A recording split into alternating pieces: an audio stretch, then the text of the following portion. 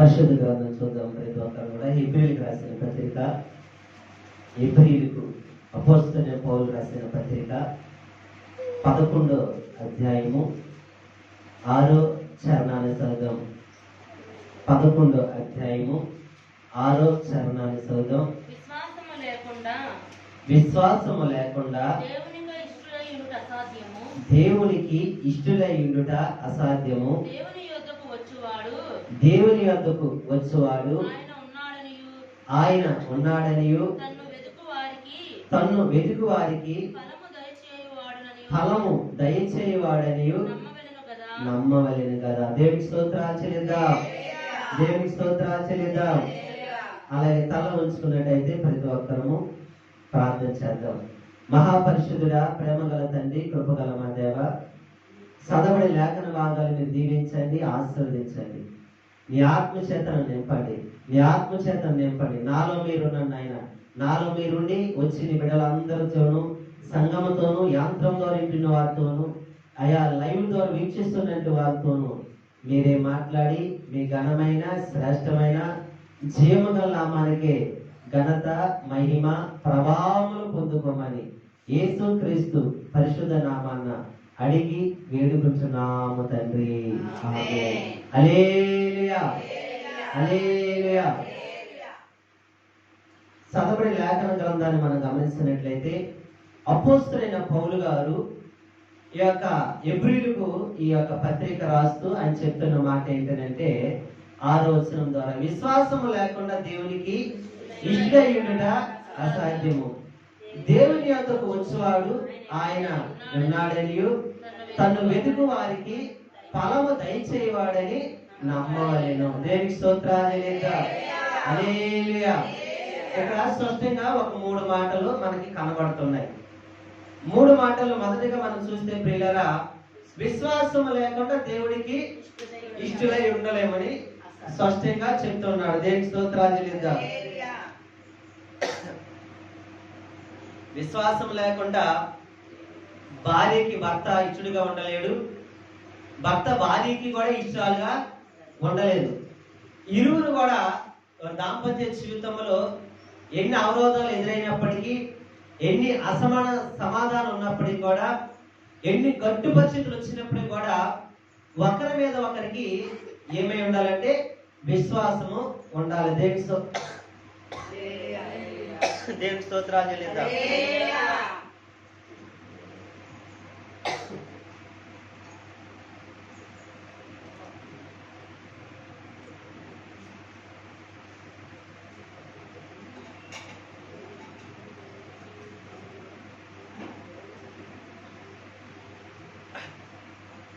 దేవునికి ఇష్టలై ఉండలేరని చెప్పి దేవునికి స్తోత్రాలు చెల్లిద్దాం. అయితే ప్రియులారా, ఈ అనంత లోకములో, ఈ విశ్వంలో దేవుడు ఎవరికి కూడా కనబడినట్టి దాఖలాలనేది లేనే లేదు. దేవునికి స్తోత్రాలు చెల్లిద్దాం. అయితే కనబడలేదు కానీ ప్రియులారా, తన స్వరము చేత దేవుడు చాలా మంది భక్తులతోనూ, చాలా మంది విశ్వాసము కలిగినటువంటి వారితోనూ ఆయన మాట్లాడి ఉన్నాడు. దేవునికి స్తోత్రాలు చెల్లిద్దాం. అంతేకాదు కానీ కొన్ని సంవత్సరాల కిందటే ఆ దేవాది దేవుడే నీ కొరకు నా కొరకు శరీరధారికి ఈ భూలోకములకు వచ్చి, ఈ భూలోకములో 33.5 సంవత్సరాలు జీవించి 3.5 సంవత్సరాలు ఈ లోకములో దేవుని యొక్క సువార్త పరిచర్య నానా విధాలుగా నానా పట్టణాల్లో ఆయన బోధించి ఉన్నాడు. దేవునికి స్తోత్రాలు చెల్లిద్దాం. ఆ బోధించి తను మరణించి లెగిసి 6వ నైపుణ్య తర్వాత ఆయన విశ్వాసము కలిగి భక్తి పరులు ఆయన ఏ విధంగా వచ్చాడు, ఆయన రాకడ ఏంటి, ఆయన సిద్ధపాటు ఎందుకు వచ్చాడు మానవుల కొరకు వివరించడానికి అపోస్తలుడైన పౌలు కూడా ఒక దినాలలో వ్యతిరేకంగా ఉన్నప్పటికీ కూడా తర్వాత ప్రభు తనను దర్శించిన తర్వాత ప్రభుకి విముక్తుడైపోయి విశ్వాసము కలిగి తనతో పాటు నడుస్తున్నప్పుడు ప్రభు తనకు బయలుపరిచిన లేఖనాలలో కొన్ని మాటలు మనం చూస్తే అపోస్తలుడైన పౌలు హెబ్రీయ సంఘానికి రాస్తున్నాడు, లేదా హెబ్రీయ పట్టణానికి రాస్తూ చెప్తున్న మాట, విశ్వాసము లేకుండా దేవుడికి దేవుని స్తోత్రాలు చెల్లిద్దాం. హల్లెలూయా. అంటే చిన్న విషయంలో విశ్వాసం ఉండాలి, పెద్ద విషయంలో విశ్వాసం ఉండాలి. ప్రతి విషయంలో కూడా విశ్వాసం కలిగి మనం జీవిస్తే దేవుడికి విష్ణులుగా ఉంటాము. అంతేగాని విశ్వాసం లేకుండా విష్ణులుగా మనం ఉండలేము. మనం చూడొచ్చు, ప్రభువైన యేసుక్రీస్తు లోకంలోకి వచ్చినప్పుడు ఆయన 12 మంది శిష్యులు పిలుచుకున్నాడు. 12 మంది శిష్యులు కూడా ప్రియులారా విశ్వాసం కలిగి ఆయన వెంబడి నడుస్తున్నారేమో అనుకున్నాడు. కానీ ప్రభువైన యేసుక్రీస్తు వారు ఆయన ఒక శిష్యుడు అయితే ఏం చేస్తాడండి, విశ్వాసం లేకుండా నమ్మివేశాడు ఒక శిష్యుడు. ఇంకొంతమంది అయితే ప్రియులారా ఆయన ఇదిగో ఈ లోక అధికారి నన్ను నన్ను పట్టుకొడుతున్నాడు కాబట్టి నేను ఆయనకి బందీగా అయిపోతున్నాను కాబట్టి నన్ను పట్టుకుని వెళ్ళిపోతాను అన్నప్పుడు పిల్లరా పట్టుకుని వెళ్ళిపోయినప్పుడు 11 మంది శిష్యులు కూడా ఏమైపోయారంటే చల్లా చెదిరై పారిపోయారు. దేవునికి స్తోత్రాలు లేదా.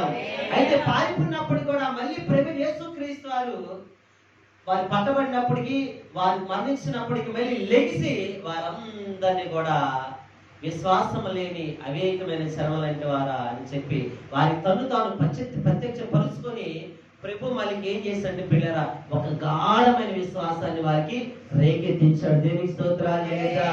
హల్లెలూయా. ఆ విశ్వాసము ద్వారా అపోస్తలుగా స్థిరపడి బలపరచబడి ఈ రోజు పరిశుద్ధ గ్రంథాన్ని మనకి అనుగ్రహించారు. దేవునికి స్తోత్రాలు లేదా. ఆ పరిశుద్ధ గ్రంథంలో నుంచి ఈ రోజు అనేక మంది ఏం చెప్తున్నారంటే పిల్లరా, ప్రభు అనేది దేవుడు అనేది నానా విధాలుగా చెప్పుకుంటారు. కానీ సృష్టికర్త నిన్ను సృష్టించినది ఒకే ఒక దేవుడు అయినాడు. ఆయనే ఎవరంటే మన ప్రభువు, మన రక్షకుడైన యేసుక్రీస్తు. దేవునికి స్తోత్రాలు లేదా. అయితే విశ్వాసం లేకుండా ఆయనకి ఇష్టలై ఉండలేము. మనకేం కావాలని చెప్తారంటే మనకు విశ్వాసం. ఏం కావాలండి? విశ్వాసము ద్వారా ప్రభువుని మనం చూడగలుగుతాం, ఆయన ఇష్టలుగా మనం ఉండగలుగుతాం. అదే చూస్తే కింద 7 వచనం చదవండి ఒకసారి. విశ్వాసమును బట్టి నోవాహు అది వరకు చూడని సంగతులను గూర్చి దేవుని చేత హెచ్చరింపబడి భయభక్తులు గలవాడై తన ఇంటి వారి రక్షణ కొరకు ఒక వాడను సిద్ధము చేసిన. దేవునికి స్తోత్రాలు చెల్లిద్దా. హల్లెలూయా. ఎప్పుడు చేశాడు వాడని, ఏ సందర్భంలో వాడిని సిద్ధం చేశాడంటే ఇది వరకు తన వినని సంగతులను కూర్చి విన్నాడు. దేవునికి స్తోత్రాలు చెల్లిద్దా. అయితే ప్రియులారా ఈ భూమి ముట్టింది మొదలుకొని వర్షం అనేది తెలియదు. పూర్వకాలం వర్షం అనేది తెలియదు. అంతా కూడా పైరు అవ్వచ్చు, ఆహారం అవ్వచ్చు, దేని ద్వారా వచ్చింది మంచు ద్వారా మాత్రమే. అప్పుడు వర్షం అనేది ఏమీ తెలియదు. అయితే భూమి మీద ప్రజలందరూ దేవుడు చూస్తే ఈ లోకం అంతా కూడా ఏమైపోయిందంటే చెడిపోయింది. ఈ లోకాన్ని పాడు చేయాలి, ఈ లోకాన్ని నాశనం చేయాలి, ఈ లోకాన్ని కాల్చేయాలి అనుకున్నాడు దేవుడు. అయినప్పుడు కూడా ఆకాశం నుండి ఆయన చూస్తున్నప్పుడు ఆదికాండం 6వ అధ్యాయం ఉంటది కదా, నీతిమంతుడిగా నోవహు మాత్రమే కనబడుతూ ఉంటాడు. దేవునికి స్తోత్రాలు లేదా. అప్పుడు ఆ ఒక్క నీతిమంతుని బట్టి ఈ ప్రపంచం అంతా ఏమో లేదు, పాడుగా చేయడానికి దేవుడు ఇష్టపడలేదు. అయితే నోవహు దేవుడు ఏం చేశాడంటే ఆయన భయభక్తులు కలిగి అమ్మో దేవుడు ఉన్నాడు అని చెప్పి ప్రియులారా ఆయన విశ్వాసము చేత జీవిస్తున్నప్పుడు దేవుడు అంట ఆయనతో మాట్లాడు నేనంట. దేవుని స్తోత్రాలు. హల్లెలూయా. ప్రపంచంలో ఉన్న మానవాళ్ళంతా ఒక వ్యక్తి ఉంటే ఒక్కడే ఒకలాగా ఉన్నాడు. ఎలాగండి? ప్రపంచంలో ఉన్న మానవాళ్ళు ఒకంతా ఒక వ్యక్తి ఉంటే ఒక్కడే ఒకలా. ఎవరు? అంటే వారందరికి వ్యతిరేకంగా ఉన్నాడు, వారందరికి దూరంగా ఉన్నాడు, వారందరికి దగ్గరగా లేడు. వారి అలవాట్లకి, వారి యొక్క స్నేహానికి, వారి యొక్క ఈ లోకంలో జీవన విధానానికి కూడా ఏమైపోయాడంటే దూరం అయిపోయాడు. అంటే తన జీవితం వేరు, తన భక్తి వేరు, తన విశ్వాసం వేరు, తన ఆలోచన వేరు. ఏ ఆలోచన కలిగి ఉన్నాడు, ఏ విశ్వాసం కలిగి ఉన్నాడే, అమ్మో ఈ లోకాన్ని సృష్టించిన సృష్టికర్త అయిన దేవుడు అక్కడ ఉన్నాడు, ఆయన నన్ను కూడా సృష్టించాడు కాబట్టి ఆయన కొరకు నేను ఏం చేయాలి, ఆ దేవుడు ఏమై ఉన్నాడో నేను మాత్రం యథార్థంగా ఉండాలి, సత్యంగా ఉండాలి. ఈ లోక ఆచారాలకి, లోక మత్తు పదార్థాలు, లోక బానిసలు, లోకము చెడు అలాంటివి నేను బానిస అవ్వకూడదు. ఇదిగో నా జీవితం పాడవు, నా కుటుంబం పాడకూడదు అని చెప్పి యథార్థమంతుడిగా, నీతిమంతుడిగా, సత్యమంతుడిగా, విశ్వాసము కలిగి కనబడినంటే దేవుని దగ్గర ఎలా ఉంటే పూర్వ కాలంలోనూ ఒక విశ్వాసము కలిగి, ఒక భక్తి జీవితం కలిగి దేవుడి కొరకు ఎదురు చూస్తూ తను తాను పరిశుద్ధపరచుకొని నీతిమంతుడిగా కనపరుచుకుంటూ ఉన్నాడు. దేవునికి స్తోత్రాలు. హల్లెలూయా. హల్లెలూయా. ఈ రోజున్న ప్రజలు చిన్నవాడు మొదలుకొని పెద్దవారు, వృద్ధాప్యుల వారు కూడా చాలా మందికి అమ్మ దేవుడు ఉన్నాడని అంటే అబ్బో చచ్చిపోతే అక్కడికి వెళ్తా ఉంటాము, మళ్ళీ కుక్కాయ కొడతామో నక్కాయ కొడతాము అంటున్నారు. కానీ దేవుడు ఉన్నాడు విశ్వాసం మాత్రము ఉంచట్లా. కానీ ప్రియులారా అదే హెబ్రీయులు కూడా అదే రాస్తున్నారు. అందుకే హెబ్రీయులు కూడా అలాగే ఉన్నారు, అలాంటి క్రూరత్వంలో ఉన్నారు అనుకుంటా, అలాంటి అవిశ్వాసంలో ఉన్నారు అనుకుంటా. ప్రియులారా, విశ్వాసం లేని వాళ్ళు జీవిస్తున్నారేమో. అందుకే అపోస్తలుడు పౌలు హెచ్చరిస్తున్నాడు, విశ్వాసం లేకుండా దేవుడికి ఇష్టమై ఉండటం అసాధ్యము. అంటే ఏం కావాలంటే ప్రియులారా, ఆయన దగ్గర ఎప్పుడైతే విశ్వాసము కలిగి యథార్థమైన భక్తి సత్యముగా నడుస్తూ ఉంటావో, నీ పరిశుద్ధాత్మ వచ్చి నీ యొక్క జీవితాన్ని పరిమళ సువాసన ఎదజల్లుకుంటా ఉంటావో, ఆ దేవుడు నీ కొరకు ప్రత్యక్షం అవుతూ ఉంటాడు. దేవునికి స్తోత్రాలు హల్లెలూయా. మన భారతదేశంలో, మన ప్రపంచంలో, భారతదేశం 140 కోట్ల జనాలు ఉన్నారు, ప్రపంచంలో 800 కోట్ల జనాలు ఉన్నారు. 800 కోట్ల జనాలకి దేవుడు ప్రత్యక్షం అవడు. లేదు, మన భారతదేశంలో ఉన్న 149 కోట్లకు ప్రత్యక్షం అవడు. ఎవరి కొరకు ప్రత్యక్షం అవుతాడంటే, తన జీవితాన్ని పాడు చేసుకోకుండా, తన యొక్క భక్తిని కాపాడుకుంటూ విశ్వాసం కలిగి ఒక దేవుడు ఉన్నాడని కనిపెట్టుకుని ఎవరైతే యథార్థంగాను సత్యంగా నడుస్తూ ఉంటాడో, దేవుడు వారికి ప్రత్యక్షమై జరుగుతున్న కార్యక్రమాలు, జరిగిపోయే కార్యక్రమాలు దేవుడు రాకడా వారికి తెలియపరుస్తున్నాడు. మళ్ళీ 7వ వచనం చదవండి.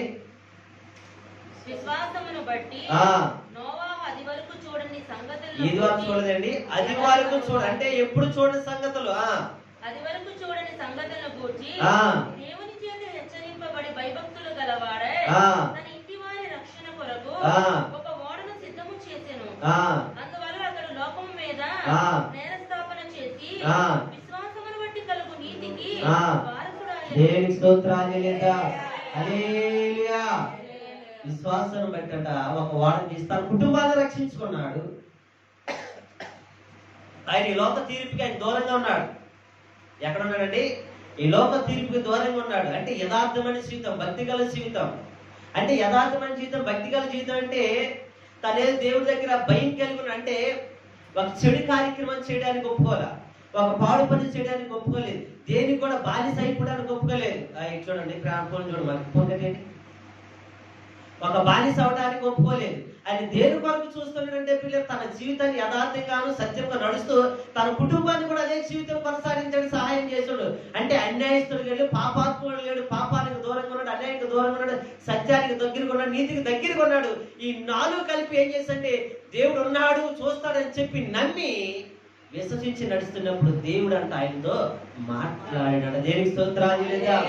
దేవుడు మాట్లాడి ఏం చెప్పాడు? నోవాహు, ఒక కాలం రాబోతుంది, ఆ కాలంలో ఇదిగో ఆకాశం వర్షం పడబోతుంటే ఆ వర్షం చేత ఇదిగో ఈ లోకం కొట్టుకుపోతుంది, కాబట్టి నువ్వు యథార్థమంతుడు నీతిమంతుడు ఉన్నా కాబట్టి నీ కొరకు ఏం చేస్తావంటే ఒక వాడను సిద్ధపరుచుకో. దేవునికి స్తోత్రాలు లేదా? హల్లెలూయా. ఈరోజు భక్తి పనులుగా ఉన్న మీరు, మీ కుటుంబం అంతా కూడా విశ్వాసం లేకపోవచ్చు, మీ బంధువులు విశ్వాసం లేకపోవచ్చు, మీ రక్తసంబంధులు విశ్వాసం లేకపోవచ్చు, కానీ నీ విశ్వాసం బట్టి నీ కుటుంబం రక్షించబడాలి, నీ విశ్వాసం బట్టి నీ బంధువులు రక్షించబడాలి, నీ విశ్వాసం బట్టి నీ రక్త సంబంధులు అందరూ కూడా రక్షింపబడాలి. దేవుని స్తోత్రాలు హల్లెలూయా. అంటే నీ జీవితమే నీ బంధువులకి, నీ రక్త సంబంధులు, నీ కుటుంబానికి ఏమై ఉండాలి? ఒక సాదృశ్యంగా ఉండాలి. నీ భక్తి జీవితం అందరికీ యథార్థంగా, అయ్యో ఒకవేళ నా తల్లిదండ్రులు, అయ్యో నా తల్లి భక్తిమైన జీవితాన్ని జీవించారు కాబట్టి ఈ రోజు మీరు సంతోషంగా ఆనందంగా గడుపుతున్నామంటే ఆ రోజు మా తల్లి మా తండ్రి గారి ఒక భక్తి పనులు అని చెప్పి వారు చెప్పే విధంగా ఉండాలి. దేనికి స్తోత్రాలు లేదా? హల్లెలూయా. అంటే నేర స్థాపన కుటుంబం లేదు, నా కుటుంబం ఏం లేదండి. నేర స్థాపన చేయడానికి దేవుడు ఎక్కడ అధికారం ఇవ్వలేదు. అంత దీనిగా ఆ కుటుంబం జీవిస్తుంది. ఈ రోజు నేను కూడా ప్రియులారా విశ్వాసం కలిగి దేవుడికి విష్టిలై ఉండాలంటే మన మీద ఏముండకూడదు? ఒక అంతటి కుటుంబం అని అనిపించుకోకూడదు, ఒక దొంగ కుటుంబం అని అనిపించకూడదు, ఒక పరమ నీచుడు పరమ తాగుబోతు కుటుంబం అనిపించుకుంటే ఎలా ఉండాలని దేవుడి దగ్గర నేర స్థాపన లేని కుటుంబం అని చెప్పి దేవుడి ద్వారా సాక్ష్యం పలకాలి. దేవుని స్తోత్రాలు హల్లెలూయా. అలా ఉన్నప్పుడే దేవాది దేవుడికి ఇష్టలుగా మనం ఉంటాము. దేనికి స్తోత్రాలు చేద్దాం. ఇంకొక కుటుంబాన్ని కూడా మనం చూడగలుగుతా ఉంటాం. అక్కడ చదవండి. అబ్రహాము పిలువబడినప్పుడు విశ్వాసమును బట్టి ఆ పిలుపుకు లోబడి తాను స్వాస్థ్యముగా పొందనై ఉన్న ప్రదేశమునకు బయలు వెళ్ళెను. మరి ఎక్కడికి వెళ్ళవలనో అది ఎరగకే బయలు వెళ్ళెను. విశ్వాసం బట్టి అతడును అతనితో ఆ వాగ్దానములకు సమాన వారసులైన ఇస్సాకు యాకోబు అనువారును ఆ గుడారములలో నివసించుచు ఆ అన్యుల దేశములో ఉన్నట్టుగా ఆ వాగ్దత్వ దేశములో పరవాసులైరి. ఆ ఏలి యాలి అనగా అనగా దేవుడు దేనికి శిల్పియు నిర్మాణకుడై ఉన్నాడో, దేవుడు దేనికి శిల్పియు నిర్మాణకుడై ఉన్నాడో పునాదులు గల ఆ పట్టణము కొరకు ఆ అబ్రహాము ఎదురు చూచుచుండెను. దేవునికి స్తోత్రాలు చెల్లిద్దాం. తర్వాత చదవండి. విశ్వాసమును బట్టి ఆ శారాయి వాగ్దానము చేసిన వాడు నమ్మదగిన వాడని ఆ ఎంచుకొనిను గనుక ఆ తాను వయసు గతించినదైనను ఆ గర్భము ధరించుటకు శక్తి పొందెను. చాలు పిల్లలు, దేవునికి స్తోత్రాలు చెల్లిద్దాం. హల్లెలూయా. ఇక్కడ మొదటగా మనం చూస్తున్నప్పుడు నోవహు విశ్వాసాన్ని బట్టి తన మీద తన కుటుంబం నేరస్థాపన చేయబడాలి అంటే దేవుడికి ఇష్టడుగా ఉన్నాడని గమనించగలుగుతాం. రెండవది చూస్తే అబ్రహామును కూడా ప్రియులారా పిలుచుకున్నాడు అంటే పిలుపుకి అంట దేవుడు పిలిచాడంట. పిలిచి పిలుపుకి అబ్రహాం ప్రయాణించాడు. ఎరగక ప్రయాణిస్తున్నాడు, ఎక్కడికి వెళ్ళాలో తెలియదు. ఎరిగినట్టుగా చెప్పున్నాడండి. ఎరగక ప్రయాణిస్తున్నాడు కానీ ఆ పునాదులు గల పట్టణంలో ఎదురు చూస్తూ ప్రయాణిస్తున్నాడు. పిల్లలు దేవునికి స్తోత్రాలు చేద్దాం. అంటే పిలిచాడు దేవుడు అని చెప్పి విశ్వాసాన్ని బట్టేసి నడుస్తున్నాడు. అబ్రహాము ఏ దేశంలో నివసిస్తున్నాడు? ఏ ఊళ్ళో నివసిస్తున్నాడు? అబ్రహాం ఎక్కడ నివసిస్తున్నాడు చెప్పండి? ఊరేనే పట్టణంలో, కల్దీ అనే దేశంలో. అది మామూలు పట్టణం కాదు, నవనాగరికత గల పట్టణం. ఆ పట్టణం అలాంటి పట్టణంలో సంపన్నుడు ఎవరండి? అబ్రహాము ఒక సంపన్నుడు అయినప్పటికీ దేవుడు పిలిచడని చెప్పి వచ్చేసి పిల్లరా ఎక్కడికి వెళ్ళాలో తెలియదు కానీ పిల్లరా అవన్నీ విడిచిపెట్టి విశ్వాసాన్ని బట్టి నడుస్తూనే ఉన్నాడు. దేవునికి స్తోత్రాలు చెల్లిద్దాం. హల్లెలూయా. అంటే ఎందుకు పిల్లల దేవుడికి ఇష్టడుగా అయిపోయాడు. విశ్వాసం ఎప్పుడైతే వచ్చేసిందో దేవుడు ఉన్నాడని తెలుసుకున్నాడు. ఇంక విషయం వచ్చేది అది పునాదుల పట్టణం మాకు కనబడకపోయిన తర్వాత కానీ ఆయన నడిచే కొద్ది దేవుడు తమతో మాట్లాడుతున్నాడు. నడిచే కొద్ది దేవుడు తమతో మాట్లాడుతున్నాడు. దేవునికి స్తోత్రాలు లేదా? మనం నడవకంట అయ్యో దేవుడు నన్ను పిలిచాడు కదా, దేవుడి మీద నేను విశ్వాసం ఉంచుతున్నాను కదా అని చెప్తే సరిపోదు. నడవాలి. ఏం చేయాలండి? నడుస్తూ విశ్వాసం ఉంచాలి. ఇక్కడ నుండి విజయవాడ రమ్మన్నది కదా అని చెప్పేసి మనల్ని పిలిచిరండి వారు ఇక్కడ నుంచి మన బంధువులు విజయవాడ రండమ్మా, విజయవాడ వచ్చామా అని చెప్పి అన్నాడు అనుకోండి, వస్తామలే అని చెప్పి అన్నాం. మనం వస్తామని చెప్పి మన ఇంటి దగ్గర ఉంటే వెళ్ళగలుగుతామా? లేదు. వెళ్తాను, ప్రయాణం నడుస్తున్నాము, మార్గ మధ్యలో ఆయుష్ వచ్చింది, కాళ్ళు నొప్పులు వచ్చాయి, ఆగిపోయాము, ఇక మన వల్ల కాదే, మీ సగం వచ్చాం రాలేమనుకుంటే విశ్వాసం అవుతుందా? విశ్వాసం అవ్వదు. రమ్మన్నప్పుడు మన విశ్వాసంతో వెళ్తున్నప్పుడు ఎందుకు రమ్మన్నాడు? అక్కడికి ఎందుకు రమ్మంటారు?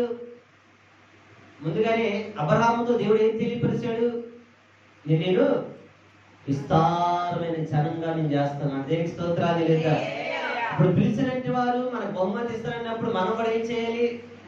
భారం అనక, నష్టం అనక, దూరం అనక నడుస్తూ వెళ్ళాలి. అబ్బా మా వల్ల కదా బహుమానం ఎవరికి ఇచ్చేయంటే ఏం చేస్తే ఇచ్చేస్తాడు నిజంగానే.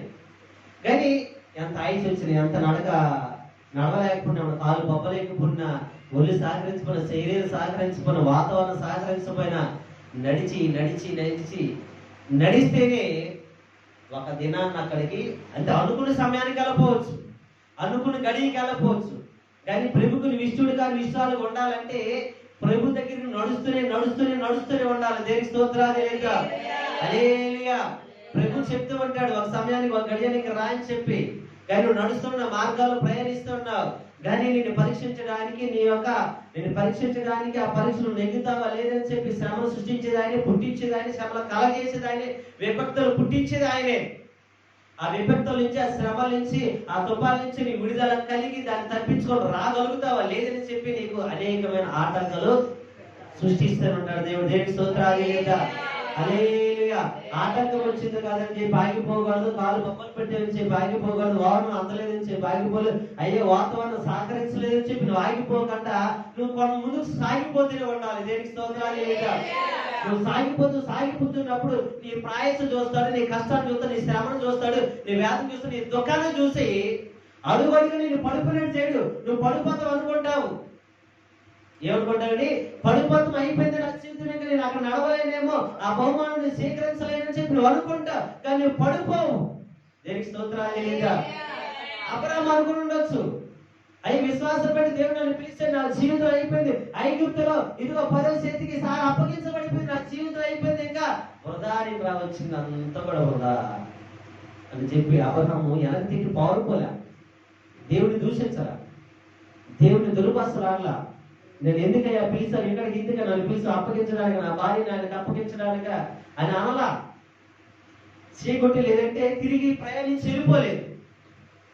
కానీ ఎంత కష్టమైన భారమైన నా భార్య వస్తుంది, ఇదిగో పరువు చేతులు దేవుడు విడుదల అనుగ్రహిస్తూ ఉంటాడు అని చెప్పి ఎదురు చూస్తూ అటు ఇటు చూస్తూ విశ్వాసంతో అడుగులు వేస్తూనే ఉన్నాడు. దేవునికి స్తోత్రాలు చెల్లిద్దాం. హల్లెలూయా. మనమైతే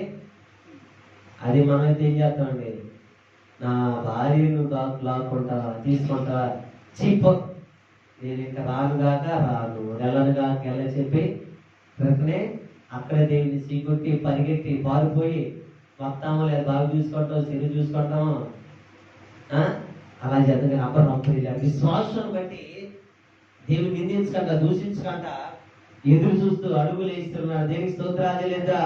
హల్లెలూయా.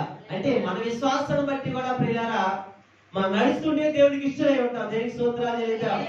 నడవలేకపోతే మనము ఇష్టలు కూడా వాటి నోవాహు ఇష్టలు ఉండి నేరాపరిస్తే అయిపోయించబడలేదు. ఇక్కడ కూడా ప్రియులారా అబ్రాహాము విశ్వాసం ఉండి తన గుడారాలు ఎవరైనా నివసించారండి, తన కుమారుడైన ఇసాకు, తన మనవడైన యాకోబులు కూడా నివసించారు. దేవునికి స్తోత్రాలు లేదా. హల్లెలూయా. అంటే పిల్లరా మొదటగా విశ్వాసమును నమ్మాలి. ఏం చేయాలండి? నమ్మాలి. దేవునికి స్తోత్రాలు చెల్లిద్దా. నమ్మకం మనలో ఉండాలి పిల్లలు. నమ్మకం లేకపోతే మనం దేవుణ్ణి చూడలేము. ఎప్పుడైతే నమ్మకం కలిగి మనం జీవిస్తూ ఉంటామో దేవుణ్ణి చూసే కన్నులు మనకి అనుగ్రహిస్తాడు. రెండవదిగా మనం చూస్తే పిల్లరా ఏమని చెప్తుంటున్నాడు? 6వ వచనం చదవండి. విశ్వాసము లేకుండా దేవునికి ఇష్టడైనట అసాధ్యము. దేవుని యొద్దకు వచ్చువాడు ఆయన ఉన్నాడని తను వెతుకు వారికి నమ్మవాలి. దేవుని స్తోత్రాలు లేదా. హల్లెలూయా. అయితే ఫలము దయచేయవాడని ఏం చేయాలండి? ఫలము దయచేస్తాడు. ఇప్పుడు స్టోర్కి వెళ్తాం, స్టోర్లో ఒకటి చెప్తా ఉంటారు, ఏమనంటే రేషన్ ఇస్తున్నారని మన మెసేజ్ వస్తుంది. అక్కడికి వెళ్ళి మనం ఇచ్చుంటే సరిపోతుందా? కార్డు ఇస్తే సరిపోద్దా? పోనీ ఏమైనా 90 సరిపోద్ది అంటారా? డబ్బులు ఇచ్చేది సరిపోద్దా? డబ్బులు ఇచ్చేది సరిపోదు. మనం ఏం కావాలో అడగాలి. అక్కడ అడుగుతాడు కదైనా, నీకేం కావాలి? అవునా కదా? కిరాణా షాప్కి వెళ్తామండి, షాప్ నిండా ఉంటాయి. ఆడికి వెళ్ళి నిల్చున్నాం అన్నా అనుకోండి, నీకేం కావాలి అంటాడండి. నీకేం కావాలి చెప్పు, ఏం కావాలి చెప్పు అంటాడంటే మనకేం అడగాలి. అడగలేదు అమ్మాయినా సాగుతుంది కదా ఒకసారి అమ్మాయిని అన్నం పెట్టదని హల్లెలూయా అంటే అడగాలి. అడిగితే ప్రియులారా మనం పొందుకుంటాం. అడగకపోతే మనం ఏది పొందుకోలేము. ఇప్పుడు నోవాహు విశ్వాసం కలిగి దేవుడికి ఇష్టమై ఉన్నాడు, అబ్రహాము నడిచాడు, దేవుడికి ఇష్టమై ఉన్నాడు. కానీ ఇక్కడికి వచ్చేసరికి అడగడానికి అడుగుతున్నారా లేదా మనం చూస్తే ప్రియులారా అబ్రహామును మనం గమనించవచ్చు. అబ్రహాము అడిగాడు లేదు, నడుస్తూనే ఉన్నాడు. నడుస్తుంటే శ్రమలు వచ్చాయి, కష్టాలు వచ్చాయి, వ్యాధులు కలిగాయి, అనేకమైన యుద్ధాలు ఎదురయ్యాయి అబ్రహాముకి. కానీ అన్ని జయించుకుంటూ నడుస్తూనే ఉన్నాడు. ఇంకా దేవుడికి ఇంకా ఇష్టడుగా మారిపోయాడు. ఇష్టడుగా మారిపోతే ఒక దినాన్ని దేవాదేవుడు వచ్చేసాడు ఆయన దగ్గరికి. ఏమొచ్చాడండి? దేవాదేవుడు వచ్చేసి అంటాడు, అయ్యా చదవండి 15 అధ్యాయం, ఆదికాండం 15 అధ్యాయము.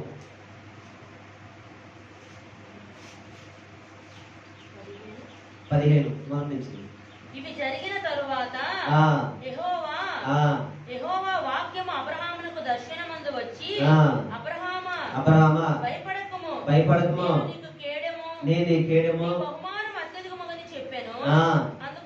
చాలు పిల్లలు ఏం చెప్తున్నాడంటే, ఇవి జరిగిన తర్వాత అబ్రహాము ఏం జరిగిన తర్వాత యుద్ధాలు జరిగాయి, శ్రమలు జరిగాయి, శోధనలు జరిగాయి, అనేకమైన జరిగే పిల్లలు ఐగుప్తులోకి అబ్రహాము వారి అప్పగించబడి ఎన్ని జరిగిన తర్వాత ఇవి జరిగిన తర్వాత అంటే ఎన్ని కూడా జయించాడు. జయించగానే ఆయన మళ్ళీ అక్కడ తప్పిపోతాడు. ఎంత కనికరపు ఉన్నాడు మన దేవుడు, ఎంత ప్రేమగల దేవుడు అండి. ఇవన్నీ జరిగిన తర్వాత అబ్రహాం మళ్ళీ అక్కడ తప్పిపోతాడేమో, జారిపోతాడేమో, విశ్వాసంలో జారిపోతాడని చేసి ఇప్పుడు దేవాదేవుడు అబ్రహాం దగ్గరికి వస్తే అబ్రహమా హల్లెలూయా, ఎంత గొప్ప కృపగల దేవుడు అండి, ఎంత ప్రేమ ఉంటండి. ఆయన ప్రేమ ఎంతలా కనబడుతుందంటే అంతలా కనబడుతుంది. చూడండి, అంటే మనకు ఒక కష్టం వచ్చినప్పుడు, వేదన వచ్చిన వాటి నుంచి మనం తగ్గిపోతామేమో, జారిపోతామేమో అని చెప్పేసి దేవుడు భయపడుతున్నాడు. మనం కాదు భయపడేది, ఆయన భయపడి అబ్రహాం దగ్గర వచ్చి అవి జరిగిన తర్వాత దేవుని వాక్యం అబ్రహాం దగ్గర వచ్చి అబ్రహామును భయపడమాకు, నీ బహుమానం నేను స్తోత్రాలు లేదా.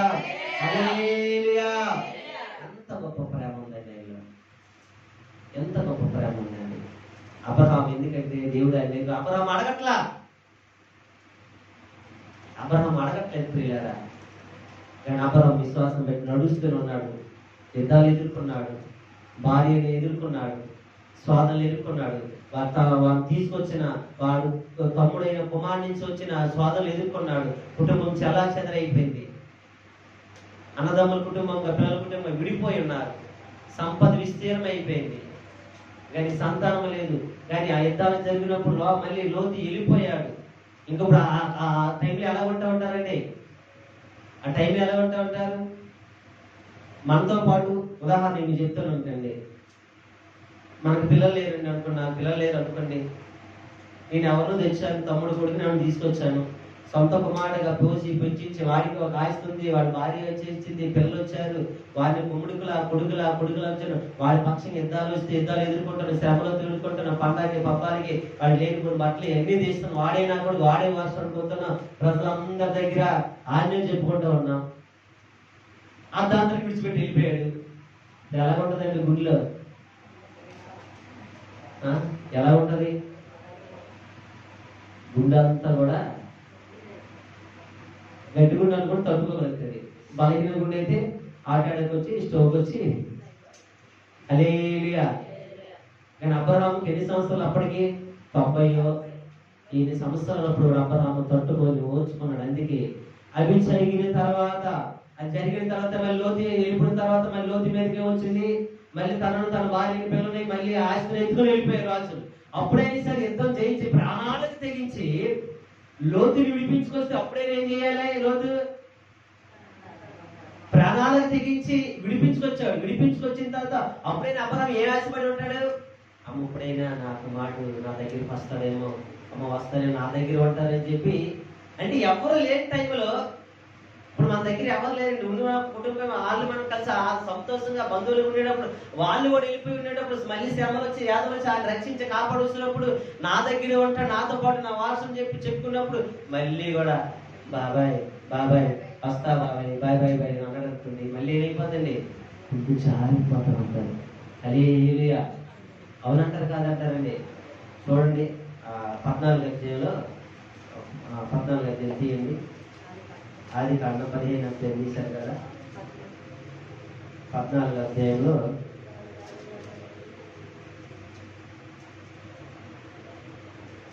14వ అధ్యాయంలో ప్రియులారా 14 వచ్చిన చదవండి. అబ్రహాము తన తమ్ముడు చెరపట్టబడినని విని తన ఇంట పుట్టి అలవర్చబడిన 318 మందిని వెంట పెట్టుకొని తాను మటుకు ఆ రాజులను తరిమెను. రాత్రి వేళ అతడును అతని దాసులను వారికి ఎదురుగా మొనలు తీర్చి వారిని కొట్టి దమస్కునకు ఎడమ తట్టున్న కోపం మటుకు తరిమి ఆస్తి యావత్తు తిరిగి తెచ్చి తన తమ్ముడైన లోతును అతని ఆస్తిని స్త్రీలను ప్రజలను తిరిగి తీసుకొని వచ్చెను. అతడు కదర్లోయోమరును అతనితో కూడా ఉన్న రాజులను ఓడించి తిరిగి వచ్చినప్పుడు సొదొమ సమస్యను తిరిగి తెచ్చాడంటే ఏం తెచ్చాడండి, సమస్యను తిరిగి తెచ్చాడు. తిరిగి తెచ్చినప్పుడు ఏమో తోడుగా ఉన్నాడా, లేడు. అక్కడ కూడా తోడుగా లేడు పిల్లరా. అంటే ఎంత బాధలు ఉన్నట్టు, ఎంత ఆవేదనలు ఉంటాడు, వెళ్ళిపోయాడు. అయితే అవి జరిగిన తర్వాత అందుకే అబ్రహాంతో మాట్లాడుతున్నాడు, అబ్రహామా నువ్వు భయపడకు, మాకు నీ బహుమానము అత్యధికంగా చేస్తాను. దేవుని స్తోత్రాలు లేదా. హల్లెలూయా. అందుకని అక్కడ కోపం వచ్చేసింది ఆయనకి. 15వ అధ్యాయం దగ్గరికి వచ్చేసరికి ఆయనకి ఏమొచ్చిందంటే కోపం వచ్చేసి అక్కడ అంటారు, చదవండి చదివిన తర్వాత మళ్ళీ 2వ వచనం నుంచి. రాత్రి వేళ అతడును అతని దాసులను వారికి ఎదురుగా 15వ అధ్యాయం 2వ వచనం నుంచి చెప్పి. అందుకు అబ్రహాము, నాకేమిచ్చినేవి, నేను సంతానము లేని వాడినై, దమస్కు ఎలియాజరే నా ఇంటి ఆస్తి కర్తవ్యులు కదా.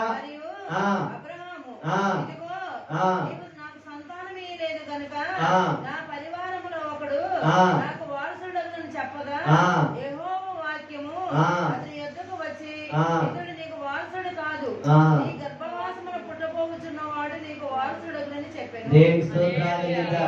హల్లెలూయా. ఈ కడుపు రగిలిపోయి కడుపు మండిపోయి ఏందైనా నాకేమింది ఏంటని చెప్పి మాట్లాడు అంత గట్టిగా. అంటే ఎంత రగిలిపోయి ఉంటుంది అనుకుంటారు. మరి సొంతంగా అక్కడ ఉండి విడిచిపెట్టి వెళ్ళిపోతే మళ్ళీ ఎలాగైపోద్ది అంటే అప్పుడు దాకా మనతో కలిసి ఉండి ఉండి ఉండి అంత చేసిన తర్వాత వెళ్ళిపోతే ప్రాణం వెలవెల ఆడిపోతూ ఉంటుంది. అవునంటారు కదా. మన బంధువుల ఇంటికి వెళ్ళి మనం 10 రోజులు ఉన్నాం అనుకోండి, అక్కడి నుండి వచ్చింది ప్రాణం అంతా ఎలాగుంటది. అయ్యో కలిసి ఉన్నాం వెళ్ళిపోతే మళ్ళీ ప్రాణం అది పిల్లలు ఆడిపోతుంది. అలాంటిది అబ్రాహాము పిల్లలు లేరు, ఎవరు లేరు, తానే కుమార్తె అనుకొని అది అంత దీనిగా ప్రేమించి అని చేస్తే వెళ్ళిపోయిన తర్వాత దేవుడు మాట్లాడితే అంటాడు కదా, నువ్వేమితే నాకేంటయ్యా, నా ఇంటి అలవర్చబడినంటే వారి ఈ దమస్కు ఎలియాజరు వారసుడు అని చెప్పి కడుపు రగిలిపోయి మాట్లాడుతున్నాడు. దేవునికి స్తోత్రాలు చెల్లిద్దాం. హల్లెలూయా. అయితే దేవుడు చెప్తున్నాడు, నీ గర్భవాసన పుట్టినదే నీకు వారసుడు. దేవునికి స్తోత్రాలు చెల్లిద్దాం. హల్లెలూయా. అంతే పిల్ల. అక్కడ వరకు అబ్రాహాము అడగలే, అంతకుముందు ఏ అధ్యాయం అడగలేదు. ఇస్తానన్నాడు కదా ఇస్తాడులే అని చెప్పేసి అన్నాం. 10,000 ఒప్పించామండి, ఒక సంవత్సరం దాకా ఇస్తానన్నాడు అని చెప్పేసి మనం ఎలాగంటున్నాం అక్కడ ఇస్తాడా? పీస్ ఇస్తాడు ఆయన? ఇస్తాడండి?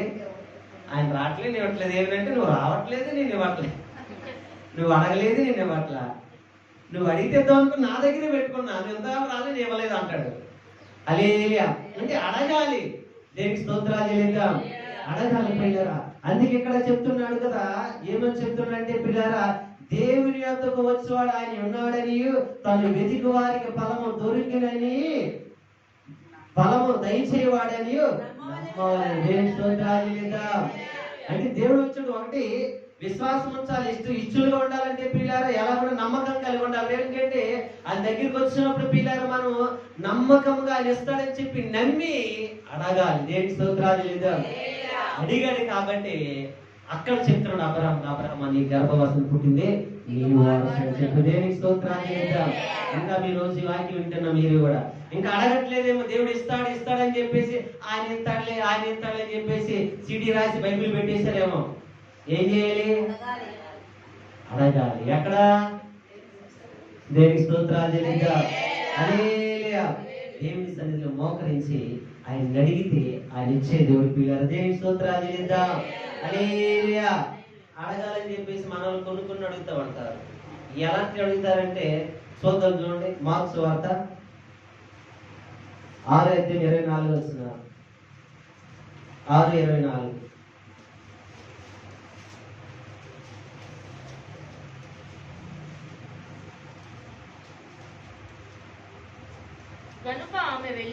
గనుక ఆమె వెళ్ళి నేనేమి అడిగిదనని తన తల్లిని అడగగా బాప్తిసమిచ్చి యోహాను తల అడుగుమనెను. ఏం అడగమందంటే అలాంటి కూడా ఉంటారు. ఏం కావాలి? రాజు కోరుకోమ్మా, నీకు ధనాలు కావాలా, రాసులు కావాలంటే భక్తిపరుడైన యోహాను తల అడిగిందంట. హల్లెలూయా. అంటే మనకు మేలుకైనవి మనం అడగాలి. మన జీవితంలో మనకు ఉపయోగపడే అడగాలి. శత్రువులు కాదా మిత్రులు, మంచి చెప్పినటువంటి శత్రువు. అక్కడ యోహాను ఏం చేశాడంటే పిల్లరా, తాను హెచ్చరించాడు, నీ ప్రవర్తన మార్చుకొని చెప్పి తన తల్లిని హెచ్చరిస్తే ఆమె ఏం చేసిందంటే పగపించుకుని యోహాన్ని రాజు అడుగుతూ ఉంటాడు. తన కుమార్తె నాట్యం చేస్తూ ఉంటే సమాజం మందిలో అందరి మధ్య నాట్యం చేస్తుంటే మాట ఇచ్చి నీకేం కావాలో కోరుకోనంటే ఇది ఏం కోరుకోకంట, మా అమ్మని నేను వస్తా, అమ్మ నన్ను కోరుకున్న రాజు నీకేం కావాలి అని అడిగితే ఆ యోహాను దాని ఎవరు?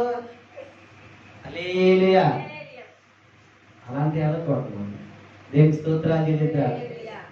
మనం అడగాల్సింది ఏమై ఉన్నాయంటే పిల్లరా, దేవుడికి ఇష్టం కలిగి మనకిష్టం మనకు వచ్చినాయి మనకు నచ్చినవి అంటే మనకు అనేక నచ్చుతాయి.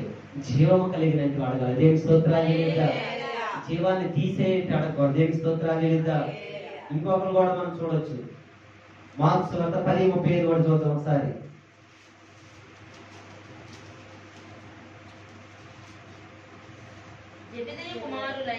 జెబెదయి కుమారులైన యాకోబును యోహానును ఆయన యొద్దకు వచ్చి, బోధకుడా, ఆ మేము అడుగునదెల్లా నీవు ఆ మాకు చేయగోరుచున్నామని చెప్పగా, ఆ ఆయన నేను మీకేమి చేయగోరుచున్నారని ఆ వారిని అడిగెను.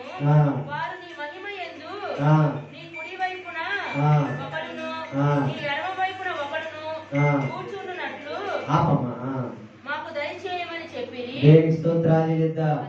హల్లెలూయా. హల్లెలూయా. ప్రభువు యేసుక్రీస్తు వారే ఇక్కడ నీకేం కావాలని అడగయ్య, నీకేం చేయాలని అడిగితే జెబెదయి కుమారులు ఇద్దరిని, వాళ్ళేమో నీ కుడిపై పక్కలను సింహాసనం ఎత్తుకెళ్ళిపోవడం చూస్తున్నారు. హల్లెలూయా. మనం అడగాల్సి మన అవసరం నిమిత్తం అడగాలి. దేవుని స్తోత్రాలు చెల్లిద్దాం. అక్కడ ఏది కొదువు ఉంది అబ్రహానికి అడిగినప్పుడు అది బహుమానం వచ్చాక ఏంటి బహుమానం అధికం చేస్తావయ్యా, ఎప్పటికే బోల్డ్ ఉంది, ఎందుకు నాకు సంతానమే లేదు కదా, ఇది ఈడే అమర్చబడి ఈడే నా కుమారుడు అని చెప్పి రోషంతో కోపంతో ఒళ్ళి మడిపోయి చెప్పేస్తున్నాడు. దేవుని స్తోత్రాలు లేదా. అదే అక్కడతో కుదిరే ఉంది అబ్రహానికి, సంతానం లేదు, దాన్ని క్లియర్ గా చూపిస్తున్నాడు. దేవుని స్తోత్రాలు చేద్దాం. మనకి ఏమి లేదు, కొద్దిగా ఏందో మనకి ఏది కావాలి అదే అడగాలి. దేవుని స్తోత్రాలు చేద్దాం. అంతేగాని నాకు పక్కన తల కావాలండి, నీ పక్క నేను కూర్చోవాలండి, అది కాదు అడగాల్సింది. మనకు అక్కడికి ఏది ఉందో, మన కొద్ది ఉందో ఆ దాన్ని బట్టి మన కుటుంబం దీవించడం, దాన్ని బట్టి మన కుటుంబం ఆశ్రయించడం, అలాంటి అడగాలి. కానీ వేరే వేరే మనం అడగకూడదు. దేవుని స్తోత్రాలు చేద్దాం. అందుకే పిల్లలు ఇంకో మాట చదువు. యోహాను సువార్త 15:7 ఆ మాట చదువుతాం ప్రియులారా. యోహాను 15:7 నా యందు మీరును మీ యందు నా మాటను నిలిచి ఉండిన ఎడల మీకేది ఇష్టమో అడుగుడి. ఏం చెప్తాను, మీకు ఏది ఇష్టమో అడగండి, అది మీకు అనుగ్రహింపబడెను. దేవుని స్తోత్రాలు చెల్లిద్దాం. మీకు ఇష్టమైనది అడగండి, అంతేగాని ఇష్టం లేనివి వేరేవి కాదు అడగాల్సింది. అంటే ఇష్టమైనది అడిగితే అది మేము ఏం చేస్తాం, అనుగ్రహించబడతాం. దేవుని స్తోత్రాలు చెల్లిద్దాం. హల్లెలూయా. హల్లెలూయా. మనకి ఇష్టం ఏంటి? పద్మ గారు అడుగుతున్నారు 2 అంశాలు బట్టి, నాకు ఇల్లు ఇష్టమా, ఇల్లు ఇష్టం, అది సబు, అది సబు, అది అవునంటారు కదా, నాకు పక్కన ఇల్లు ఇచ్చేయండి, పక్కన ఇల్లుగా సబు, అదేమన్నా హల్లెలూయా. అంటే లేదు కాబట్టి ప్రభు నాకు ఉన్న స్థలం దాని కట్టు, అది ఇష్టం. అవే ఇష్టం, ఏదైతే మనకి ఇష్టంగా ఉన్నాయో అలాంటివి అడగాలి. ఎందుకంటే అది లోకంలో ప్రతి మానవుడికి అది కావాల్సింది. దేవునికి స్తోత్రాలు చేద్దాం. అలాంటివి అడగాలి, అంతేగాని తలకాయ కావాలండి, హల్లెలూయా, పక్షిని కావాలండి, దేవునికి స్తోత్రాలు చేద్దాం. అందుకే ప్రియులే, వాక్యం వింటున్నా దేవుడు చెప్తున్న మాట, దేవుడు అపోస్తలుడు పౌలు చెప్తున్న మాట, విశ్వాసము లేక దేవుడికి ఇష్టమై ఉండుట అసాధ్యము. దేవుడు ఉన్నాడని మీ నమ్మిన ఎడల ఫలము దయచేయవాడని నమ్మవలను. ఏం చేయాలండి? ఫలము దయచేయడం నమ్మవను. మొదటేమో నమ్మకం ఉంచండి, రెండేమో అడగండి. ఏం చేయాలండి? అడగండి. ఎందుకంటే ఫలము దయచేసి దేవుని స్తోత్రాలు చెల్లిద్దాం. అబ్రహాము అడిగాడు, ఫలాన్ని పొందుకున్నాడు. దేవుని స్తోత్రాలు చెల్లిద్దాం. అందుకే ఎవరైతే నేను ఇష్టలుగా ఉంటారో, మీకు నచ్చింది నేను అడిగితే దాన్ని నేను అనుగ్రహిస్తాను. దేవునికి స్తోత్రాలు చెల్లిద్దాం. హల్లెలూయా. హల్లెలూయా. అయితే ప్రియులారా, మనం చూస్తే ఈ వాక్యంలో 1 నమ్మడము, 2 అడగడం, 3 అందుకోవడం. 3 ఏంటండి? ఇప్పుడు ఫలం దయచేస్తాడు. దయచేస్తే తీసుకునే వాళ్ళు పుచ్చుకునే, లేకపోతే ఎందుకు? అవునంటారు కాదంటారండి. ఇప్పుడు ఫలాన్ని రానికి మన ఎక్కడికి వెళ్ళి రమ్మన్నారంటే, ఎక్కడికమ్మా? తెలంగాపురం రమ్మన్నారు అంటే వెళ్ళిందంట. ఏది ఇవ్వడానికి వెళ్ళి రమ్మన్నారు, తనకి ఏదైనా ఇచ్చిన ఓపెన్ ఇస్తే రమ్మన్నప్పుడు అది ఏం చేయాలి? అక్కడికి వెళ్ళాలి. ఇంటి దగ్గర ఉండి అందుకుంటానంటే పిల్లలకి అక్కడ పేరు పిలిచినప్పుడు నువ్వు అందుకోవాలి అక్కడ. అవును, అది ఆహారం అవ్వచ్చు, వస్తువు అవ్వచ్చు, వాహనం అవ్వచ్చు, ఏదైనా అక్కడ ఉండి ఆ ప్లేస్ ఉన్నప్పుడు అమ్మ ఇస్తాను వెళ్ళి ఏం చేయాలి? తీసుకుని చేతులు వెళ్ళి చాపాలి. మన చేతులు వెళ్ళి చాపకుండా నన్ను పిలిచారు కదా, ఎక్కడే ఉంటాను, నన్ను పిలిచారు కంటే నీ దగ్గరికి వచ్చి చివరు మనం అందుకోవాలి. దేవుని స్తోత్రాలు చెల్లిద్దాం. హల్లెలూయా. అంటే 1 నమ్మాలి, 2 అడగాలి, 3 అందుకోవాలి. దేవుని స్తోత్రాలు చెల్లిద్దాం. అందుకోవాలంటే మన చేతులు ఎవరైపు చాచాలండి? దేవుని వైపు చాచాలి. దేవుని స్తోత్రాలు చెల్లిద్దాం.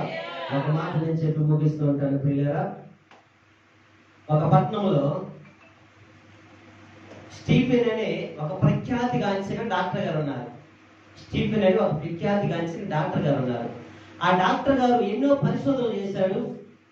ఎన్నో పరిశోధనలు చేసిన తర్వాత ఆ డాక్టర్ గారు పిల్లరా పరిశోధనలు 100% ఫలించి ఆ డాక్టర్ గారు పరిశోధించిన ప్రతి ఒక్క జీవవాయువులుగా ఉన్న వ్యాధి యొక్క సైన్స్ శాస్త్రంలో ఎన్నో ప్రతిఫలాలు పొందుకున్నారు.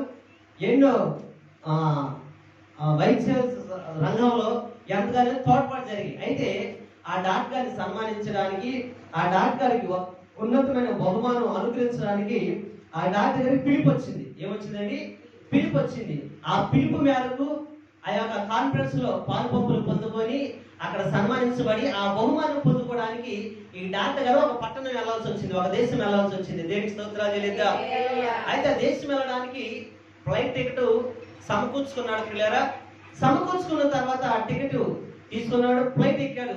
ఎక్కిన తర్వాత ఒక 2 గంటలు ప్రయాణించగానే దానిలో సాంకేత లోపం ద్వారా ఏమైందంటే అర్ధాంతరంగా 2 గంటలు ప్రయాణించి మార్గ మధ్యలో ఆ ఫ్లైట్ దిగిపోవడం ఆపడం జరిగిపోయింది. అక్కడి నుంచి ప్రయాణికులు, ఆయనతో పాటు ప్రయాణికులు అందరూ కూడా అయితే ఈయన సమయానికి అక్కడికి వెళ్ళాలి, ఫ్లైట్ వెళ్ళాలి. ఫ్లైట్ మధ్యాంతరం ఇది.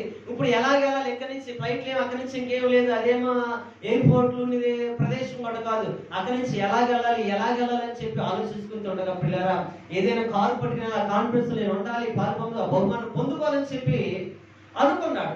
అయితే పిల్లరా ఈలోపు పక్కన సిటీలో ఉంటే పక్కన వచ్చేసి ఒక కారు ఏదో మాట్లాడుకొని మళ్ళీ తన ప్రయాణాన్ని కారు ద్వారా కొనసాగించాలనుకున్నాడు.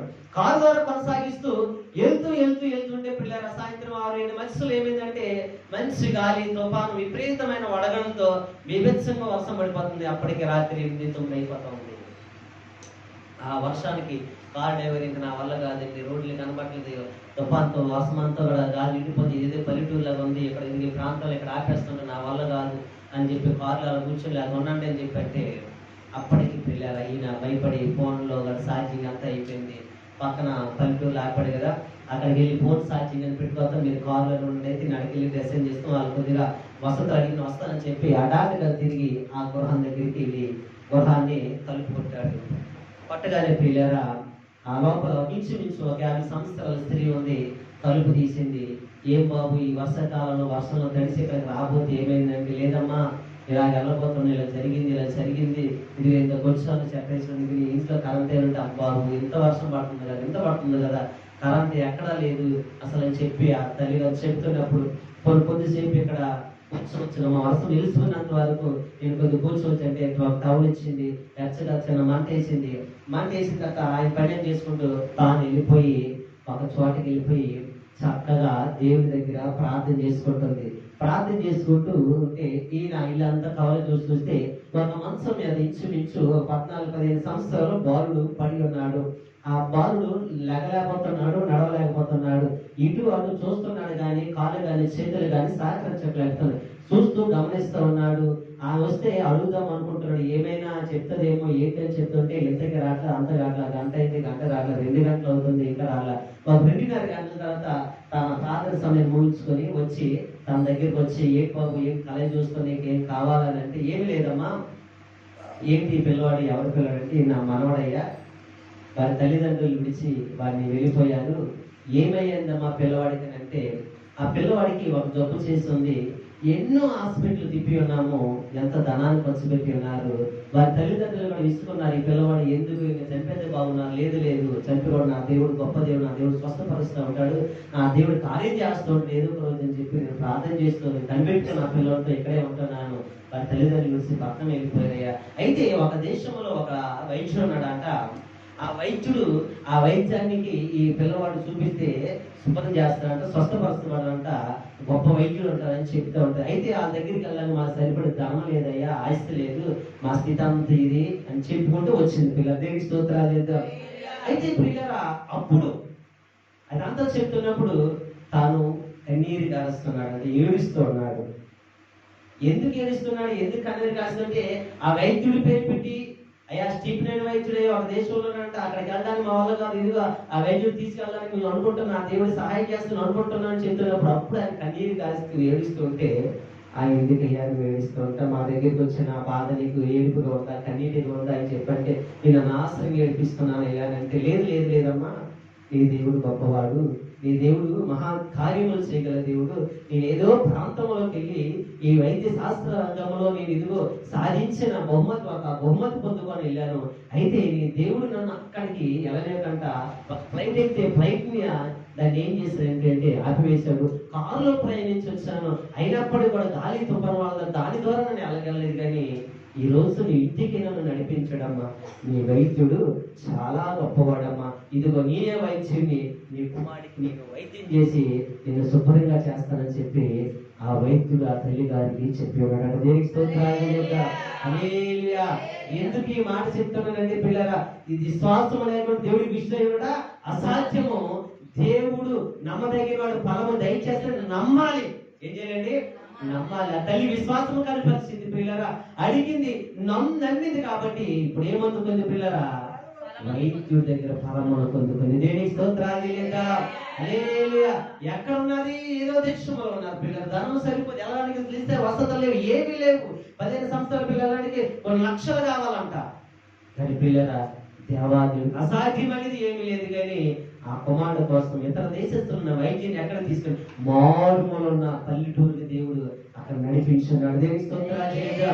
ఈ రోజు నువ్వు దేవుడిని విశ్వసించినట్టయితే, నమ్మినట్టయితే నీకు సహాయం రావడానికి, అయ్యో అధికారుల దగ్గర ఎక్కడో నా పైలు పని, అయ్యా నాకు ఆరోగ్యం లేదే, నాకు ఆరోగ్యం కూడా డాక్టర్ ఎక్కడో ఉన్నాడే, నాకు డబ్బులు లేవు, ఎక్కడో ఉండిపోయిందయ్యా అని అనుకుంటే, నువ్వు నమ్మి విశ్వసించి అడిగినట్టయితే ఎంత దూర ప్రదేశంలో ఉన్న మారుమూల ప్రపంచంలో ఎక్కడున్నా సరే నువ్వు నమ్మి విశ్వసించి అడిగినట్టుగా అయితే నా దేవుడు నీ దగ్గరికి నువ్వు కోరుకుని అనుగ్రహించబోతున్నాడు.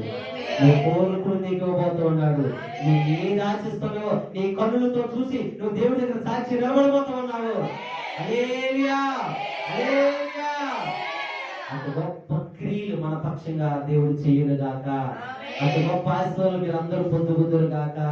అటు మేలుతో మీ హృదయాలు చుట్టుపరచబడును గాక. ప్రార్థించేద్దాం పిల్లలు, ప్రార్థించేద్దాం. కొద్దిమంది దేవుడు దీవించి ఆశీర్వదించును గాక. ప్రార్థించేద్దాం. అందరూ కూడా మోకరించగలిగినట్లయితే ప్రార్థించేద్దాం. కొద్ది నిమిషాలు ఎవరికాలు ప్రార్థించేద్దాం. ఎవరికాలు ప్రార్థించేద్దాం. ఈ రోజు నీళ్ళు విశ్వాసము పూర్తిగా కనపరుస్తున్నావా లేదు ఒకసారి జ్ఞాపకం చేసుకో. విశ్వాసం లేకుండా దేవుడికి ఇష్టం అసాధ్యమైన దేవుడు చెప్తున్నాడు పిల్లరా.